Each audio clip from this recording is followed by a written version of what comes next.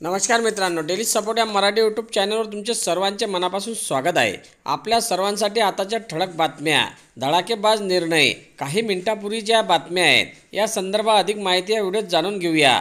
तत्पूर्वी तुम्ही daily support या मराठी यूट्यूब चॅनलवर नवीन असाल तर खाली दिलेल्या लाल रंगाच्या सबस्क्राइब बटनावर क्लिक करा आणि समोरील बेल आयकॉन क्लिक करा, जेणेकरून अशाच प्रकारचे नवनवीन आणि माहितीपूर्ण व्हिडिओ तुमच्यापर्यंत सर्वात आधी पोहोचतील। तर चला काय बातम्या आहेत सविस्तर जाणून घेऊया। पहिली मोठी बातमी बघा, देशभरात कोरोनाचा नवा व्हेरिएंट JN1 ची महाराष्ट्रात 477 प्रकरणे आहेत। हा आकडा सर्वाधिक असून त्या पाठोपाठ 249 केसेस कर्नाटकचा क्रमांक लागतो। त्यानंतर आंध्र प्रदेश सध्या या प्रकरणातील 219 प्रकरणांसह आघाडीवर आहे। केरळमध्ये 156 प्रकरणांची नोंद असून तर गुजरातमध्ये 127 प्रकरणे नोंदली गेली आहेत। इतर राज्यांमध्ये पश्चिम बंगाल, गोवा आणि तामिळनाडू यांचाही समावेश आहे। पश्चिम बंगालमध्ये 96, गोव्यात 90, तामिळनाडूमध्ये 89 रुग्ण आढळले आहेत। राजस्थानमध्ये 38, तेलंगणा 32, छत्तीसगडमध्ये 25 आणि दिल्लीत 21 दाखल झाले आहेत। त्यानंतर बघा, मनोज जरांगे पाटील यांनी सुरू केलेल्या मराठा आरक्षणाच्या लढ्याला अखेर यश आले आहे। त्यांनी ज्या मुद्द्यावरून सरकारला घेरले होते ते मुद्दे सरकारकडून मान्य झाले सांगण्यात आले। त्यामुळे मुंबईच्या वेशीवर आणि ठेवलेल्या लॉंग मोर्चाचा मनोज जरांगे पाटील यांनी सांगता केली। आपले आंदोलन मागे घेत असल्याचे त्यांनी जाहीर केले। गुलाल उधळून आणि पेढे वाटत आनंदही साजरा केला। पण जरांगे यांच्या हाती नेमकं काय लागलं? सरकारच्या निर्णयाने ओबीसीच्या आरक्षणाला खरोखरच धक्का बसला का? राष्ट्रीय ओबीसी महासंघाचे नेते बबनराव तायवाळे यांनी सर्व मुद्द्यावर प्रकाश टाकला।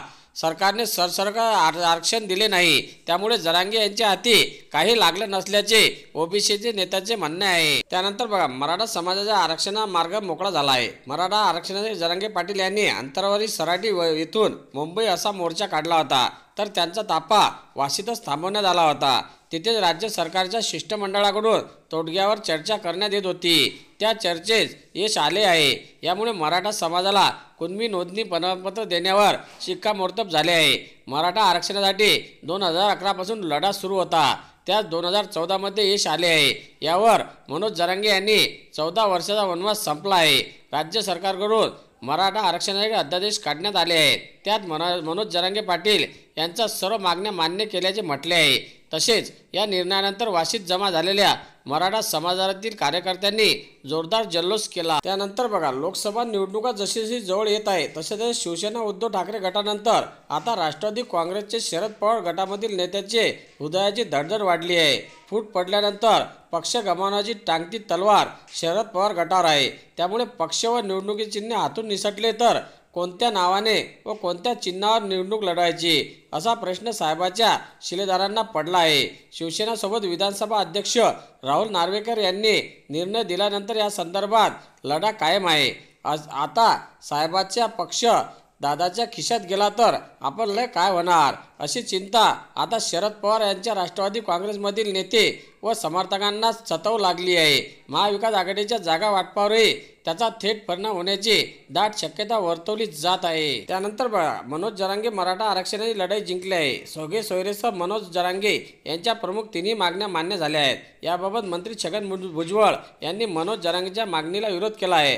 हा अध्यादेश नाही, ड्राफ्ट आहे, नोटिफिकेशनचा मसुदा आहे, 16 तारखेपर्यंत हरकती घेऊ असे भुजबळ यांनी म्हटले आहे। छगन भुजबळ म्हणाले की मराठा समाजाचा विजय झाला असे तुम्हाला वाटते, पण मला वाटत नाही। झुंडशाहीच्या विरोधात असे निर्णय घेता येत नाही ही सूचना आहे। 16 फेब्रुवारीपर्यंत हरकती मागवण्यात आल्या आहेत। जे वकील असतील त्यांनी हरकती पाठवाव्या, लाखोच्या संख्येने हरकती पाठवाव्यात। सरकारच्या लक्षात येईल याची दुसरी बाजू देखील पाहिली जाईल।